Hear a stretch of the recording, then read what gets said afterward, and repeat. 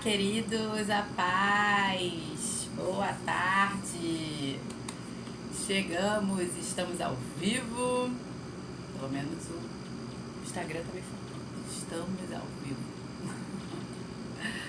Olá pessoal do YouTube, boa tarde, como estamos? Hoje, terça-feira, dia 11 de fevereiro, e nós vamos discorrer aqui a carta de Tiago no capítulo 2. Vamos chegando. Oi, Dinda. Boa tarde. Deixa eu enviar aqui pra galera.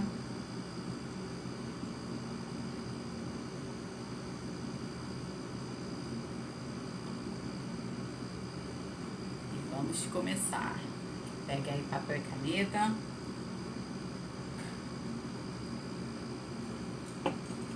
Bebe água. E bora lá. Tiago, capítulo 2. Vamos que vamos. Meus irmãos, vocês não podem ter fé em nosso Senhor Jesus Cristo, o Senhor da Glória, e ao mesmo tempo tratar as pessoas com parcialidade. Olha aqui o que ele está dizendo aqui. Meus irmãos, vocês não podem ter fé em nosso Senhor Jesus Cristo, o Senhor da Glória, e ao mesmo tempo tratar as pessoas com parcialidade. O que ele está dizendo aqui? Se Jesus Cristo, que é o Senhor da Glória, ele não trata ninguém com parcialidade, se o Senhor não faz acepção de pessoas, né? Não faz sentido nós que dizemos ter fé nele, ou seja, nós que temos fé no Senhor Jesus Cristo, não podemos tratar também as pessoas com parcialidade. E ele continua, porque se entrar na sinagoga de vocês um homem com anéis de ouro nos dedos, vestindo roupa luxuosa, e entrar também um pobre, muito mal vestido, e vocês derem um tratamento especial ao que está vestido com a roupa luxuosa, dizendo: você, sente-se aqui no lugar de honra, e disserem ao pobre: você fique em pé, ou sente-se ali abaixo do estrado dos meus pés. Será que vocês não estarão fazendo distinção entre vocês mesmos e julgando as pessoas com os critérios errados? Escutem, meus amados irmãos. Por acaso Deus não escolheu os que para o mundo são pobres para serem ricos em fé e herdeiros do reino, e ele prometeu aos que o amam? No entanto, vocês desprezam os pobres. Por acaso não são os ricos que oprimem vocês, e não são eles que os arrastam para os tribunais? Não são eles os que blasfemam o bom nome que foi invocado sobre vocês? Se vocês de fato observam a lei do reino conforme está na Escritura, ame o seu próximo como a si mesmo, fazem bem. Se, no entanto, vocês tratam as pessoas com parcialidade, cometem pecado, sendo condenados pela lei como transgressores. Pois quem guarda toda a lei, mas tropeça em um só ponto, se torna culpado de todos. Porque aquele que disse, não cometa adultério, também ordenou, não mate. Ora, se você não comete adultério, porém mata, acaba sendo transgressor da lei. Assim, falem e vivam como pessoas que serão julgadas pela lei da liberdade, porque o juízo é sem misericórdia sobre quem não usou de misericórdia, e a misericórdia triunfa sobre o juízo. Não sei se ficou sem som aí pra vocês. Tinha alguém ligando aqui? Vocês conseguiram ouvir aí ou ficou sem som nesse período aí? Dá um okzinho aí pra mim, dá um joinha aí se tá todo mundo ouvindo. O que ele está dizendo aqui, mais uma vez, a gente viu ontem também a respeito disso, Tiago aqui mais uma vez, ele está falando que as nossas condições sociais, obrigada, Dinda, que as nossas condições sociais, que as nossas condições financeiras não nos definem. Ontem a gente falou também a respeito disso. E ainda também que Deus não faz acepção de pessoas. Lá em Atos, no capítulo 10, versículo 34 a 36, por exemplo, você vai ver assim, Pedro, né? Deus dá uma visão a Pedro com um lençol, com vários animais, animais que um judeu naquela época não podia comer. E aí Deus fala para Pedro assim, Pedro, pega, mata e come. E aí Pedro, né? Sempre Pedro, bateu aquele orgulho, né? Tipo, eu sei mais do que você, Senhor. E ele fala, não, Senhor, porque jamais comi coisa imunda, coisa impura. E aí, pela segunda vez, Deus fala a mesma coisa. Pedro, pega, mata e come. E assim Pedro faz de novo. E na terceira vez, Pedro sempre precisa falar 3 vezes com ele, né? Quem tem filho sanguíneo já fica ciente já que a gente tem que repetir várias vezes a mesma coisa. E aí Deus fala pela terceira vez, Pedro, pega, mata e come. E aí Pedro, e aquele lençol é recolhido, e aí Pedro fica perplexo ali, e depois Deus fala com ele a respeito de 2 homens que iriam buscá-lo para falar do evangelho para uma família. E essa família não era uma família de origem judia, ela era uma família gentia. Então, por obediência, Pedro vai e prega essa família, a família de Cornélio, e essa família recebe o Espírito Santo e ele fica, né, espantado, e ali ele entende, bom, então o evangelho também foi estendido aos gentios e não somente aos judeus, né? Ou seja, Deus não fez acepção, ele não deixou o evangelho restrito somente ao povo de Israel, ele também estendeu para todas as nações, para também aqueles que são chamados de gentios, né? Aqueles que não são judeus originalmente. E aí Pedro, né, nesse momento aqui em Atos 10, 34 a 36, quando Deus fala com ele, ele fala, né? Então Pedro começou a falar, ele disse, falando para a família de Cornélio, reconheço por verdade que Deus não trata as pessoas com parcialidade, né? Em outras versões está que Deus não faz acepção de pessoas. Pelo contrário, em qualquer nação, aquele que teme e faz o que é justo, lhe é aceitável. Esta é a palavra que Deus enviou aos filhos de Israel, anunciando-lhes o evangelho da paz por meio de Jesus Cristo. Este é o Senhor de todos. Ou seja, se Deus não fez acepção de pessoas e Ele é o Senhor de todos, quem somos nós para fazer? E note que aqui nesse texto, a ênfase que Tiago está dando é que as pessoas estavam fazendo acepção de pessoas pela aparência, né? Você vê uma pessoa bem vestida, com roupas luxuosas, em trajes luxuosos, e vê um outro mal vestido, ou seja, o julgamento que está sendo feito ali, que ele está falando para que esse não é o critério correto, é o julgamento justamente pela aparência.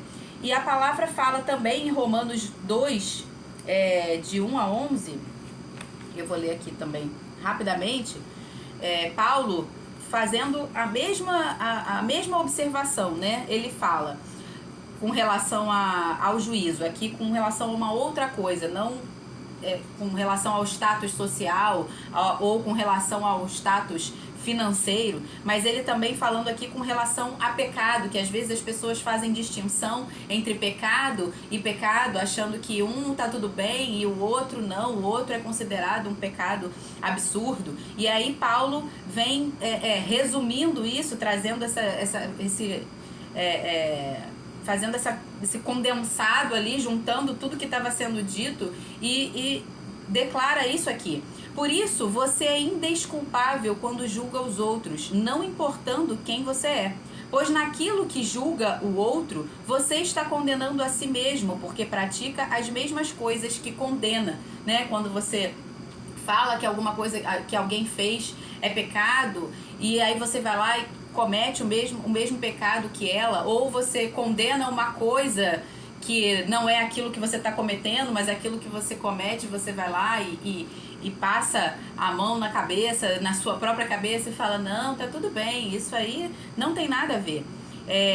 E aí ele continua, Bem sabemos que o juízo de Deus é segundo a verdade contra os que praticam tais coisas. E você que condena os que praticam tais coisas, mas faz o mesmo que eles fazem, pensa que conseguirá se livrar do juízo de Deus? Ou será que você despreza a riqueza da bondade, da tolerância e da paciência de Deus, ignorando que a bondade de Deus é que leva você ao arrependimento? Mas por ser teimoso e ter um coração impenitente, você acumula contra si mesmo ira para o dia da ira e da revelação do justo juízo de Deus, que retribuirá a cada um segundo as suas obras. A vida eterna aos que, perseverando em fazer o bem, procuram honra, glória e incorruptibilidade, mas ira e indignação para os egoístas, que desobedecem à verdade e obedecem à injustiça. Tribulação e angústia virão sobre todo aquele que faz o mal, ao judeu primeiro e também ao grego. Mas haverá glória, honra e paz a todo aquele que pratica o bem, ao judeu primeiro e também ao grego, porque Deus não faz acepção de pessoas, ou porque Deus não trata as pessoas com parcialidade. Então percebam que aqui ele está falando da mesma coisa. Deus não faz acepção de pessoas. E aqui ele fala, né? Não julguem. Será que vocês não estarão fazendo distinção entre vocês mesmos e julgando com os critérios, as pessoas com critérios errados? Aqui nesse texto de Tiago que a gente leu, no versículo 4, porque os critérios de Deus são diferentes dos nossos. A palavra fala também lá em... eu não sei se eu anotei aqui, anotei. 1 Samuel, no capítulo 16, versículo 17, Samuel, quando estava na casa de Jessé, Deus mandou ir lá e falou que dali da casa de Jessé, entre os filhos de Jessé, teria o novo rei de Israel. E aí Samuel começa a julgar pela aparência, vê um dos filhos de Jessé muito forte, o outro muito bonito, e aí ele começa a julgar pela aparência. Olha, não, certamente deve ser esse aqui o novo rei de Israel. E Deus fala com Samuel, olha, não atente para a aparência dele, porque eu o rejeitei. Falando, né? Deixa eu ler o texto aqui que é melhor. Porém, o Senhor disse a Samuel, não atentes para a sua aparência, nem para a sua altura, porque eu o rejeitei. Porque o Senhor não vê como o homem vê o exterior, a aparência, porém o Senhor vê o coração. Então, os critérios que Deus usa para nos julgar, para discernir o nosso coração, para nos discernir, é o nosso coração. Ele vê as nossas motivações, aquilo que aos outros não é visível, a Deus fica completamente exposto, nosso coração está completamente exposto diante do Senhor. Então nada para ele está em oculto, ele é onisciente, ele é onipresente, ele é onipotente. E esses são os critérios do Senhor. Então o que Tiago está dizendo aqui não tem nada a ver... se você ler fora do contexto, né, que ele está querendo dizer aqui, não tem a ver simplesmente com ser pobre ou ser rico, como se ser pobre fosse bom ou ruim e ser rico fosse bom ou ruim. Não é esse o julgamento que está aqui em questão. A questão é você fazer acepção de pessoas, né? E ele continua aqui também... Eu até citei também, anotei aqui João 7:24, né? Que Jesus também fala, não julgueis segundo a aparência, e sim segundo a reta justiça. O que é a reta justiça? São os princípios de Deus, são os valores do Senhor, né? E a palavra fala que pelos frutos nós seremos conhecidos. Então, entenda que aqui ele está falando para que você não julgue. Uma outra observação que eu quero fazer aqui que o fato da palavra estar dizendo aqui que nós não devemos julgar aos outros pela aparência não é um salvo-conduto. Deixa eu abaixar aqui um pouquinho.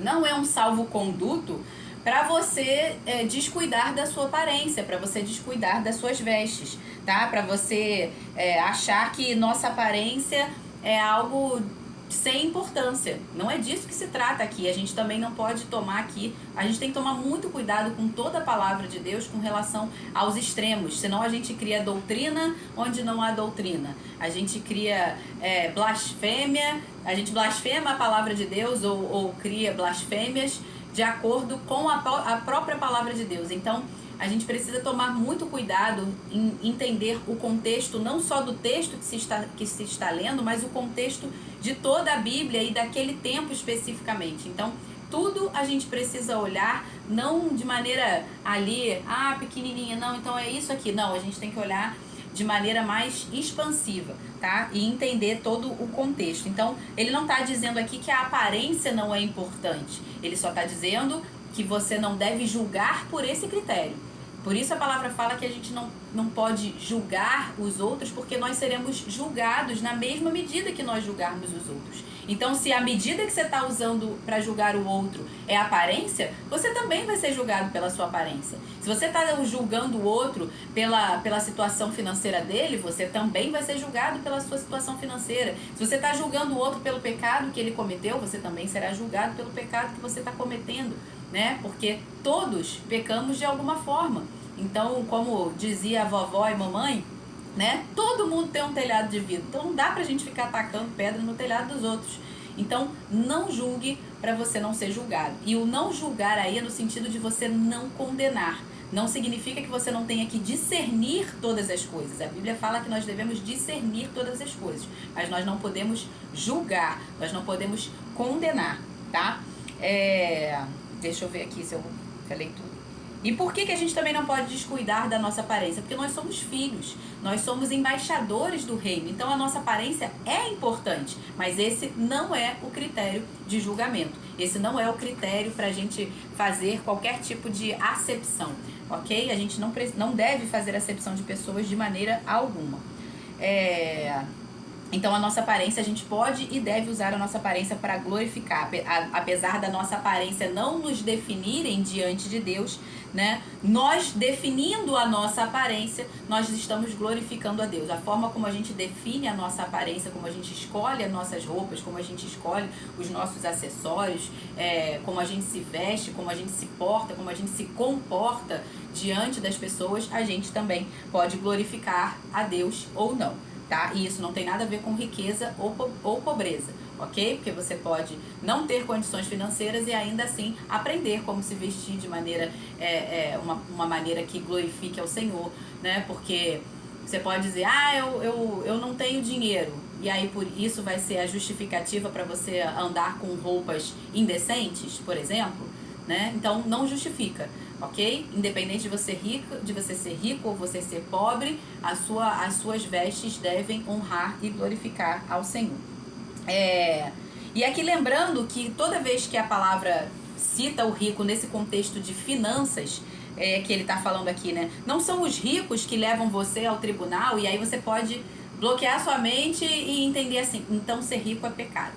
Então eu não posso ser rico. Então Deus condena a riqueza. Não. O que Deus condena são aqueles que depositam a sua confiança na riqueza. Aqueles que amam ao dinheiro. O amor ao dinheiro é a raiz de todos os males. E como é que a gente sabe que ele está falando disso aqui? Porque uma pessoa que ama ao Senhor acima do dinheiro não vai fazer acepção de pessoas. Mas uma pessoa que ama o dinheiro acima do Senhor, ou seja, que fez do dinheiro o seu Senhor, essa pessoa fará acepção de pessoas. E isso vale para ricos e para pobres, porque tem pobres, financeiramente falando, que também têm amor ao dinheiro. E eles também fazem acepção de pessoas. E aí eu vou pensar, se eu fizer acepção de pessoas pelo critério social, pelo critério financeiro, então eu também vou julgar o rico. O pobre pode julgar o rico e o rico pode julgar o pobre. Então tá errado da mesma maneira, tanto para um lado da moeda quanto para outro vai estar errado. Eu vou estar fazendo a acepção do rico, então, em detrimento, eu vou exaltar a pobreza e vou fazer a acepção da riqueza daqueles que são ricos, vou julgar todas as pessoas que têm dinheiro dentro do mesmo pacote. Não, isso também está errado. Então, esse não é o critério. É isso que a palavra está dizendo aqui.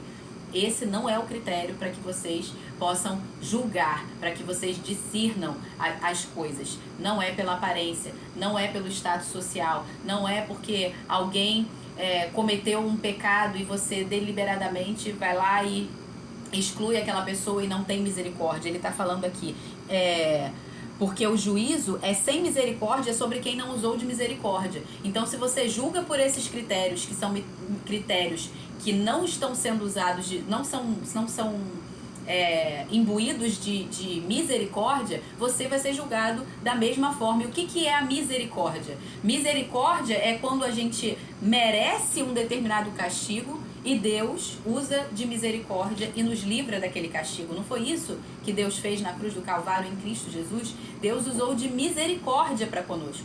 Então, esse é o critério que Deus usa. Deus usa a misericórdia. Porém, quando a misericórdia não é atendida, quando você não aceita a misericórdia do Senhor e permanece no mesmo pecado, permanece no erro, então segue-se o juízo. A palavra está dizendo aqui, a misericórdia triunfa sobre o juízo, ou seja, Deus primeiro prefere usar de misericórdia, para que depois sim ele venha o juízo, caso a misericórdia não seja recebida. Ok? Mas esse não é o critério. O critério do Senhor é sempre a misericórdia, a reta justiça, a semeadura e a colheita. É disso que se trata. Ok? Vamos continuar aqui. Porque se tomarmos esse texto fora do contexto, nós iremos favorecer o pobre e fazer a acepção do rico. Já falei também, tá? E Deus não usa esse critério para julgar. Ele vê o coração. Portanto, não julgue a ninguém, mas busque discernir todas as coisas pelos critérios corretos. Deus nos julga com misericórdia, e aqui eu já defini o que é misericórdia. Verso 14.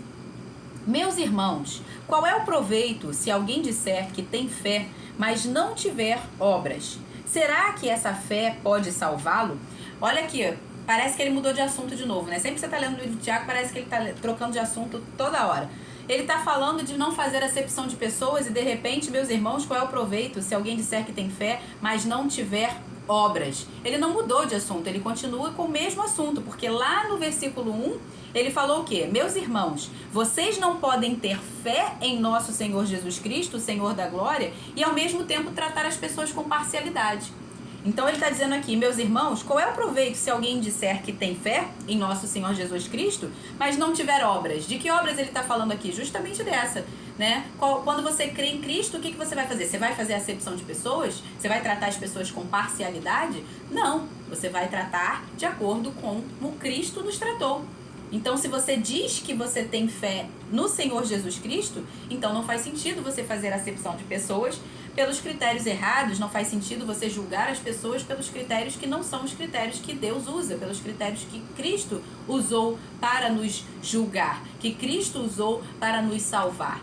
Não faz sentido, então a sua fé é inoperante. Você diz que crê naquilo que Deus falou e naquilo e em quem Ele é, mas você não age de maneira coerente com isso, então a sua fé está sendo morta. E aí ele continua. Será que essa fé pode salvá-lo? Olha só, será que uma fé incoerente como essa pode salvá-lo? Se um irmão ou irmã estiverem com falta de roupa e necessitando de alimento, e um de vocês lhe disser, vão em paz, tratem de se aquecer e de se alimentar bem, mas não lhes dão o necessário para o corpo, qual é o proveito disso?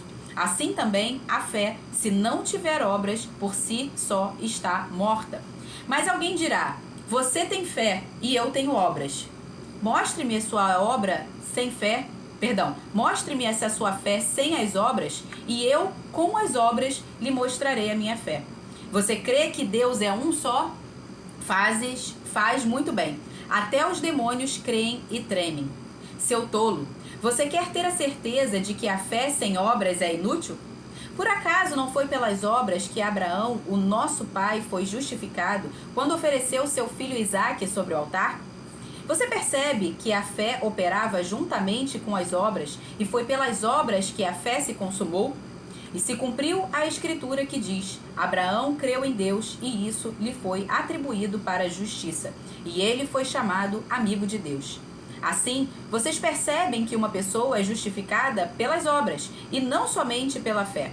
De igual modo, será que não foi pelas obras que a prostituta Raabe foi justificada quando acolheu os emissários e os fez partir por outro caminho?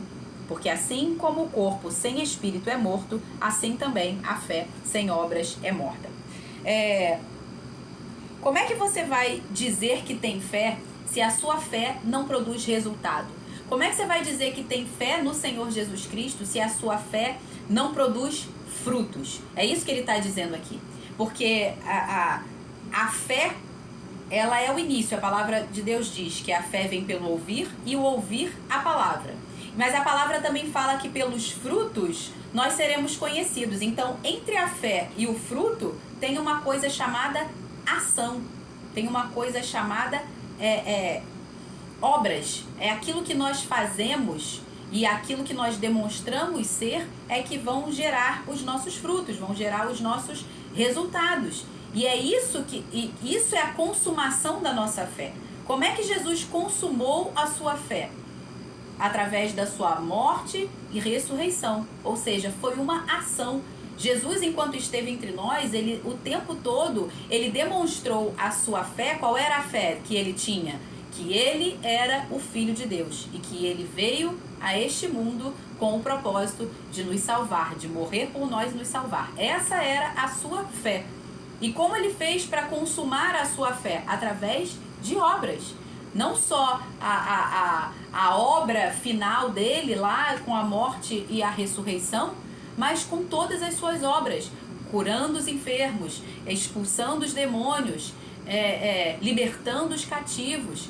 Tudo isso que ele fez são obras da fé. Por isso ele disse que nós faríamos obras maiores. Se nós crêssemos nele e se ele fosse para junto do Pai para que pudesse enviar o Espírito Santo, nós faríamos obras maiores do que essas. Então a gente não pode dizer que tem fé se as nossas obras não são correspondentes, se as nossas obras não são coerentes com aquilo que a gente crê, né? Uma árvore, ela se conhece pelo fruto.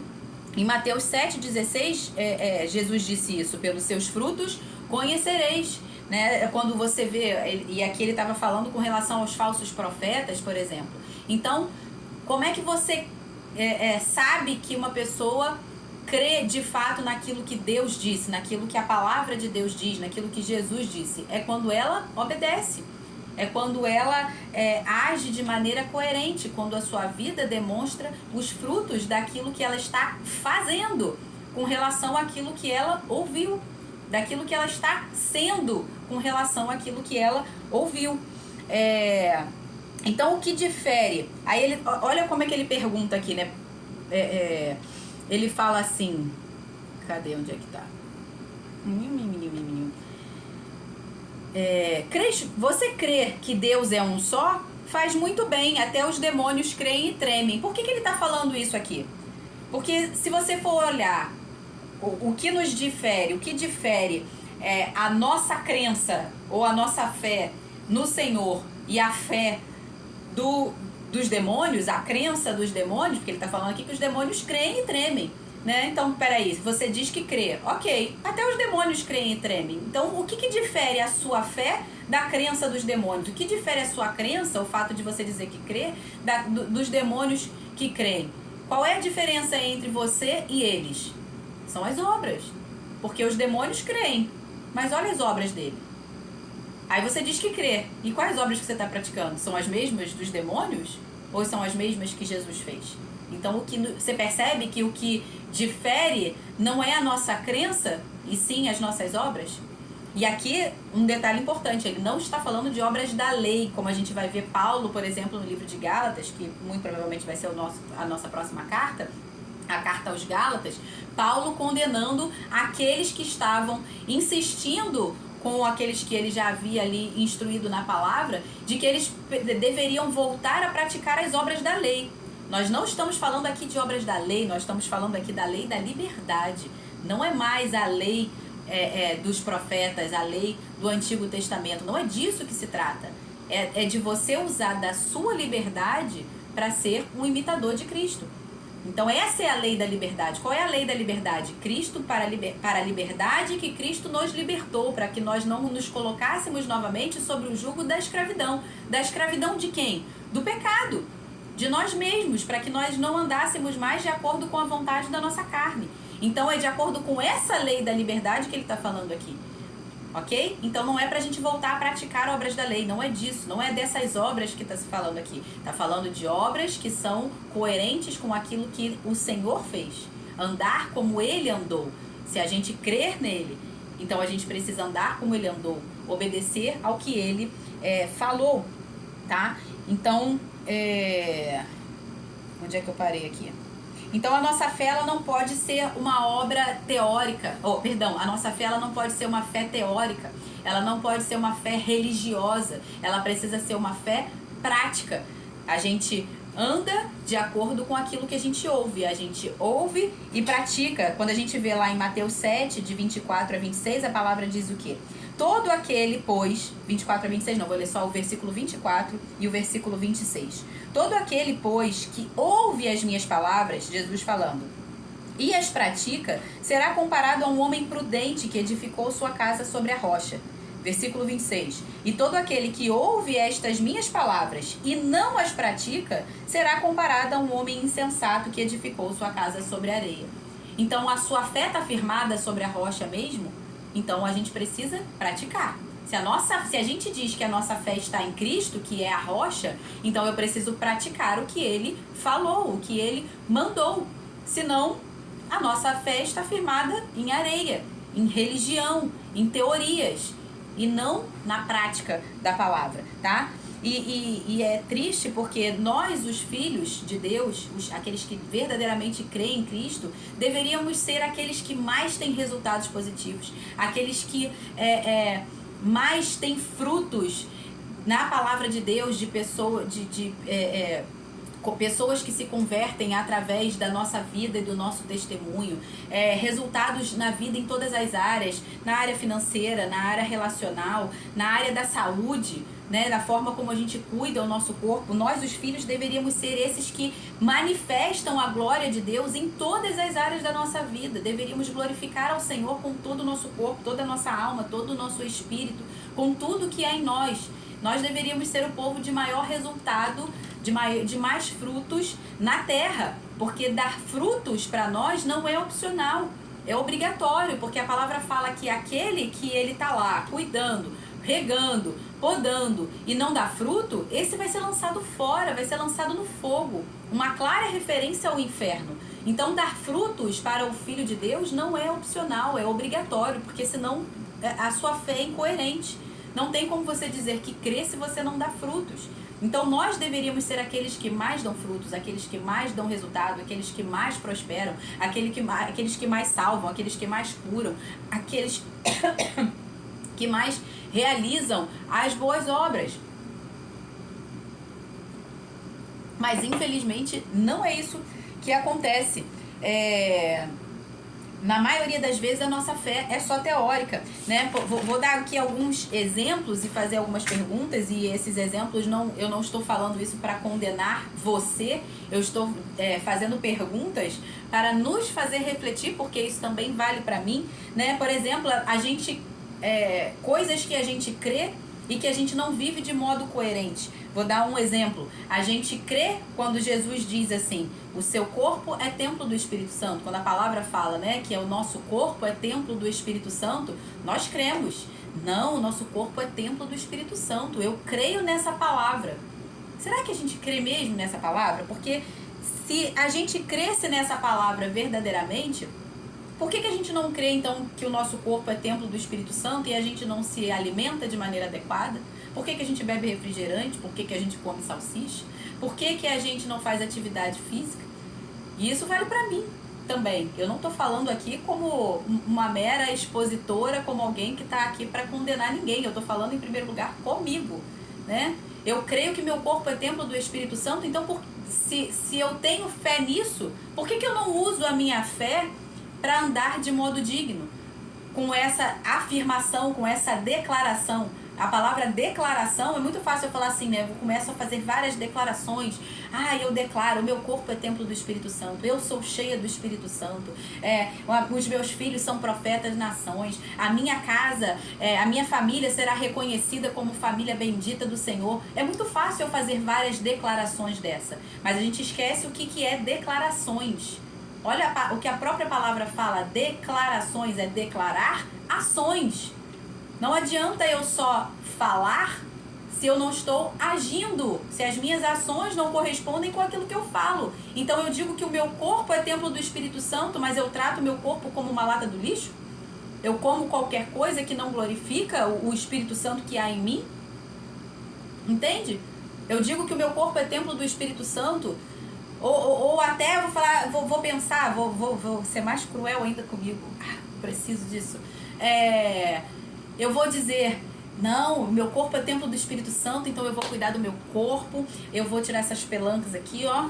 Essas pelancas aqui vão sumir em nome de Jesus. Olha só, eu declaro em nome de Jesus. Olha a minha fé, olha como eu sou espiritual. A gente tem uma fé só espiritual arrebatada. Não, o meu abdômen vai ficar trincado, a minha coxa vai ficar daquele jeito, durinha, bonitinha, meu braço não vai ter pelanca, as minhas costas vão ficar definidas em nome de Jesus. Olha que bonita declaração. Mas por que eu não uso essa fé para eu ir para academia e fazer o que eu preciso fazer? Fala, Deus. Entende?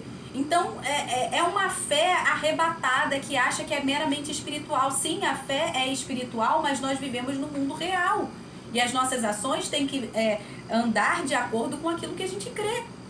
Entende? Então não adianta eu falar que o meu corpo é templo do Espírito Santo se eu não uso a mesma fé para me alimentar bem, para fazer atividade física, para cuidar da minha saúde, para deixar de comer aquilo que não presta.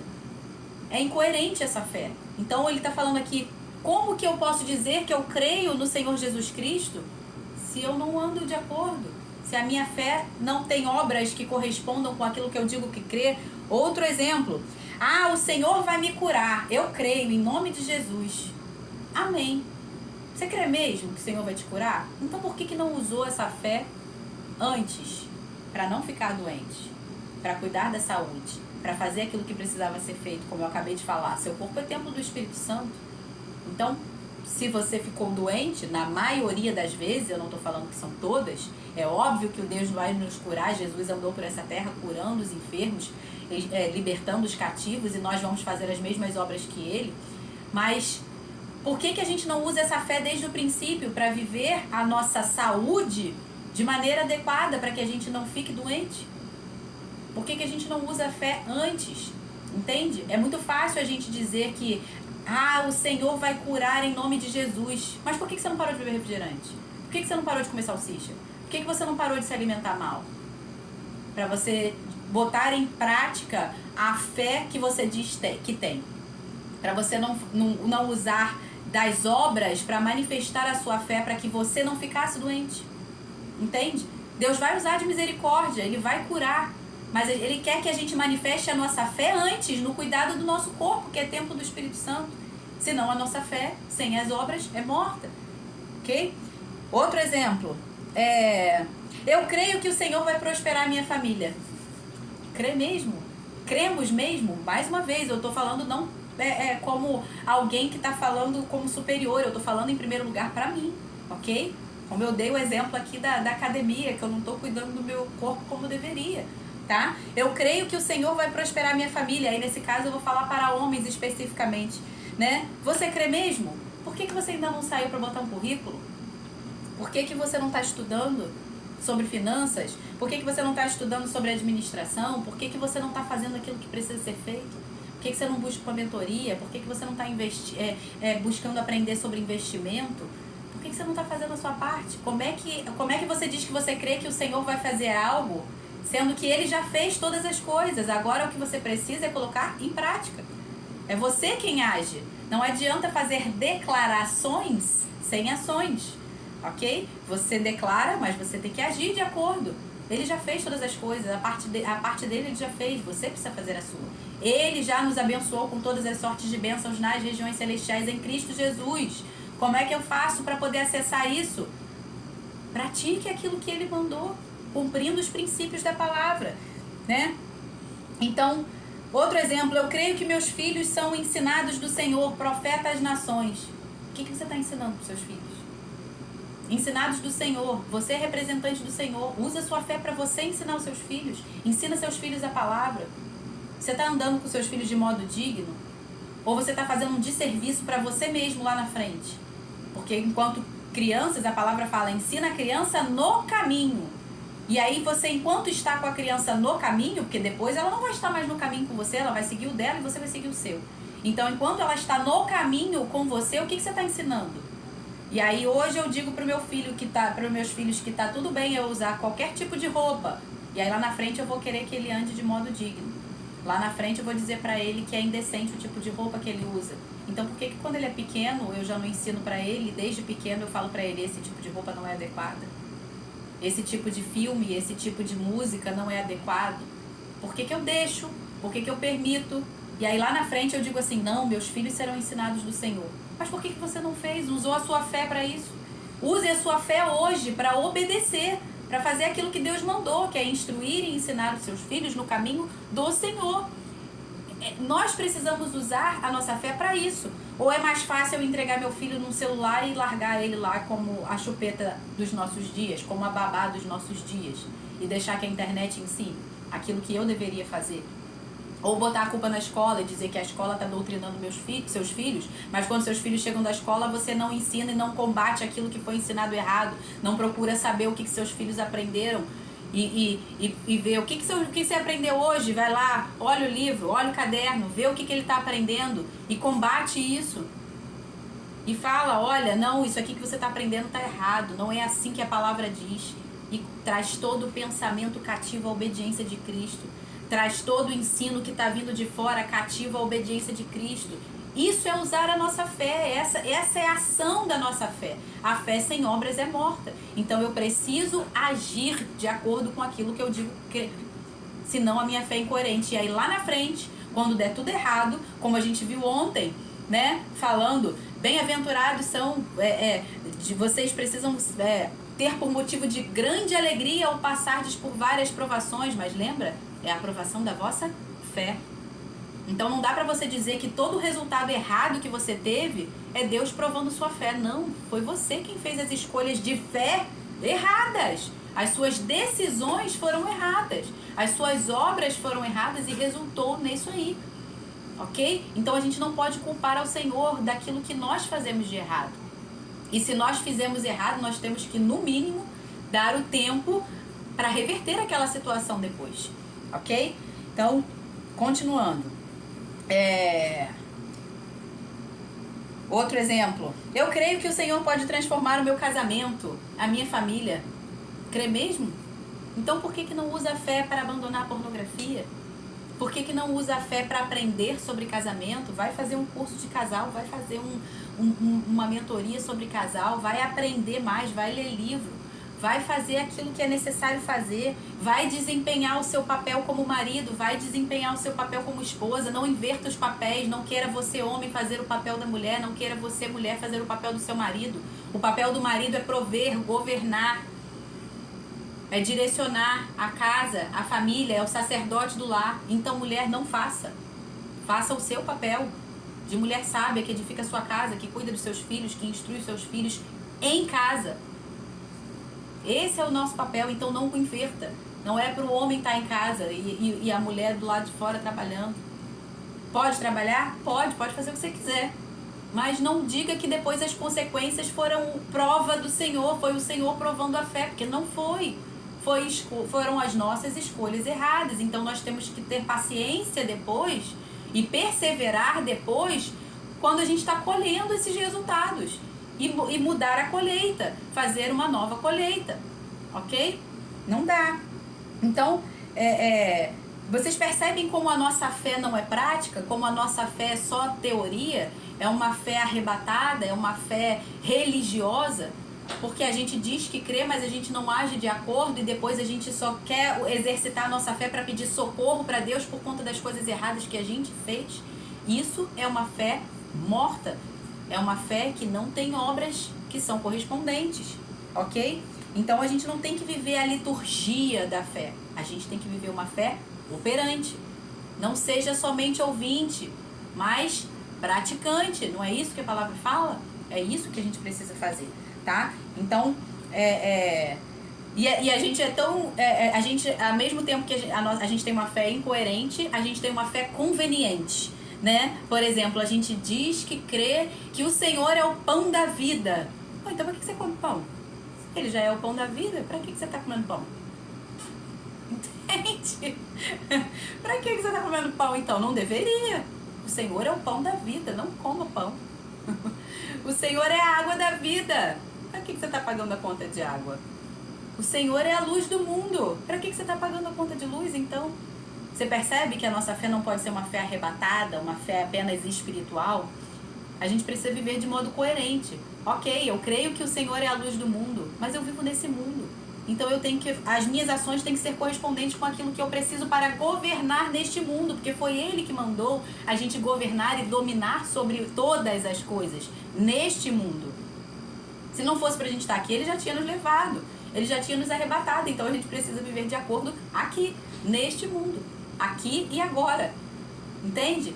Então por que eu faço obras correspondentes, mesmo crendo que Jesus é a luz do mundo, eu vou lá e pago a minha conta de luz, mas o resto eu não faço de acordo? Entende? Então, seja coerente. A nossa fé não é meramente espiritual, tá? Vivemos no espírito, mas neste mundo nós dependemos da nossa alma e do nosso corpo para viver e para viver bem. Então, a nossa fé precisa ser praticada, tá? Eu não sou desse mundo, a minha fé é espiritual. Enquanto estamos nesse mundo, precisamos governar sobre este mundo, sobre todas as coisas, tá? Então tem que beber água, tem que comer direito, tem que aprender a se alimentar, tem que fazer atividade física, tem que aprender a administrar os recursos. Isso são obras da fé. Se eu creio que eu vou prosperar, se eu creio que o Senhor me colocou por cabeça e não por cauda, eu vou emprestar a todas as nações, mas eu não vou pedir emprestado. Tá, mas o que você está fazendo?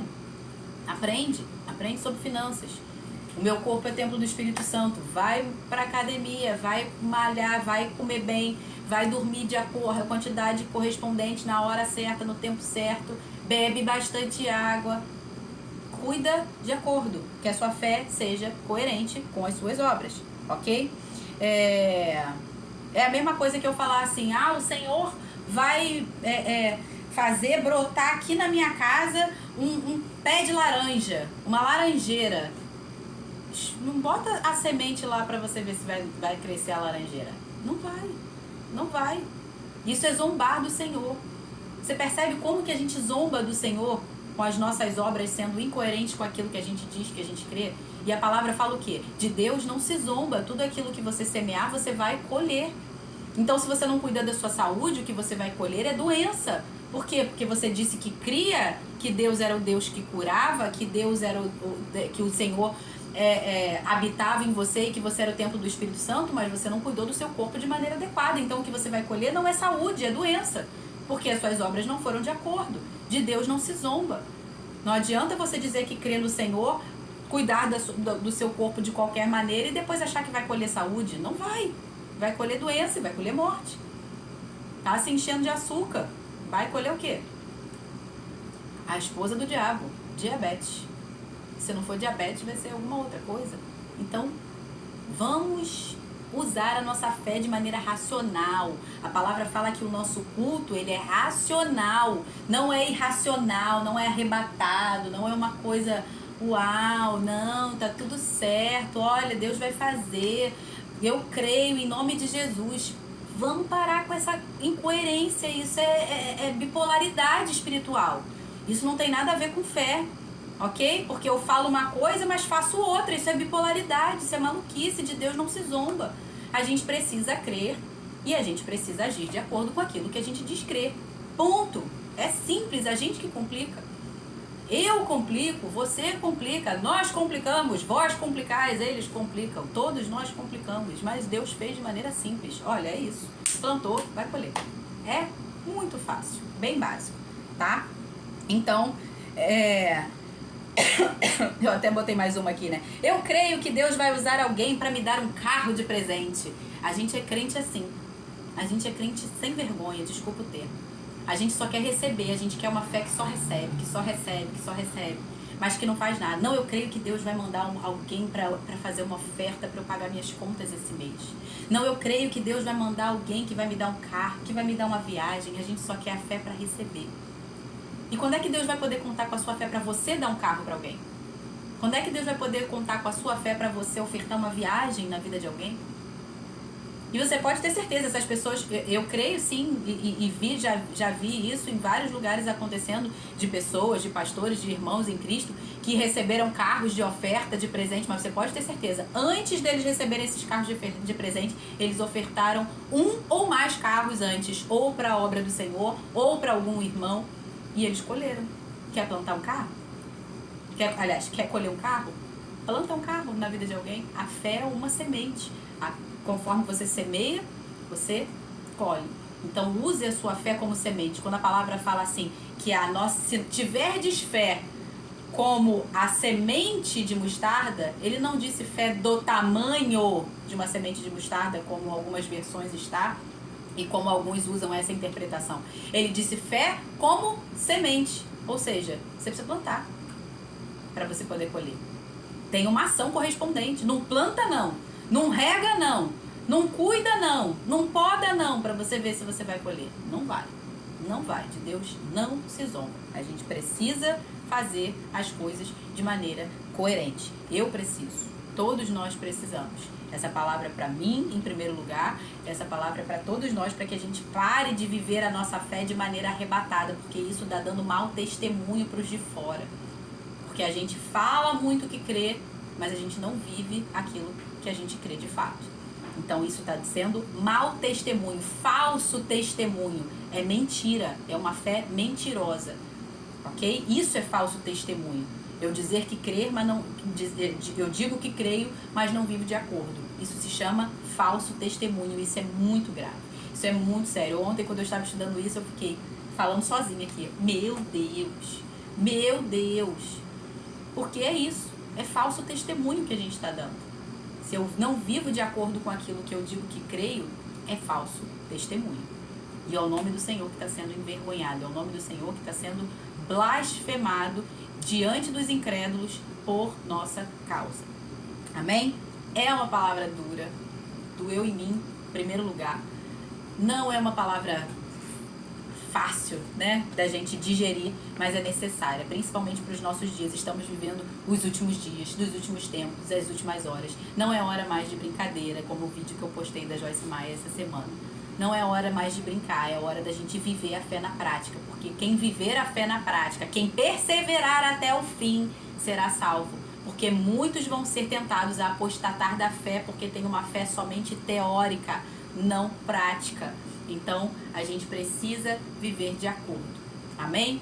Vamos orar. Pai, muito obrigado pela tua palavra, Senhor. Obrigado pela tua correção. Obrigado pela tua disciplina. Obrigada porque o Senhor nos ama. A tua palavra fala, Senhor, que o Senhor é como um pai que corrige ao filho a quem ama. Que se nós estamos sem correção, nós não somos filhos, nós somos bastardos. Pai, obrigado. Obrigada por essa palavra, Senhor, que nos corrige, que nos exorta, que nos ensina, que nos instrui a viver uma fé prática, Senhor. A viver em obediência. A tua palavra fala, se vocês me amam de verdade, obedeçam os meus mandamentos. Ô Senhor, em nome de Jesus, nós não queremos dizer que amamos o Senhor e viver de acordo com aquilo que nós queremos, de acordo com a nossa vontade, mas queremos viver de acordo com aquilo que o Senhor nos ordenou, de acordo com aquilo que o Senhor nos mandou, para que a nossa perseverança tenha ação completa, para que a nossa fé possa atingir ao verdadeiro alvo, que é Cristo, Senhor, que é a perfeita maturidade em Cristo Jesus. Em nome de Jesus, Pai, que o Teu Espírito Santo esteja fazendo com que essa palavra entre em solo fértil, Senhor, nas nossas vidas, que encontre terra fértil em nós, Senhor, para que essa palavra frutifique, para que essa palavra venha dar frutos verdadeiramente, Senhor. Frutos de arrependimento, frutos de nova conduta, frutos de novas ações, frutos de novas palavras. Prática, que a nossa fé seja prática, que as nossas obras de fé sejam demonstradas e que o Teu nome seja glorificado através delas, Senhor. Para que o Teu reino seja manifesto, Pai. Assim como Cristo falou, os coxos andam, os surdos ouvem, os cegos enxergam, os cativos são libertos. Porque o reino de Deus é chegado no meio de vós. Para nós manifestarmos o reino, Senhor, nós precisamos praticar as mesmas obras e andar nos mesmos passos que Cristo andou, Senhor. Que o Teu Espírito Santo nos conduza, nos guie a toda a verdade, Pai. Nos ensine a toda a verdade e nos dirija os passos, ó Deus, conforme a Tua vontade e não a nossa. Em nome de Jesus. Amém. Amém, gente? Desculpa. Beijo pra vocês. Até amanhã. Amanhã, Tiago, capítulo 3. Deus abençoe todos vocês. Vocês que estiveram aqui ao vivo comigo, muito obrigada. E vocês que vão assistir depois, online, Deus abençoe também. Beijo, fiquem com Deus. Até amanhã, se Deus quiser. Tchau, tchau.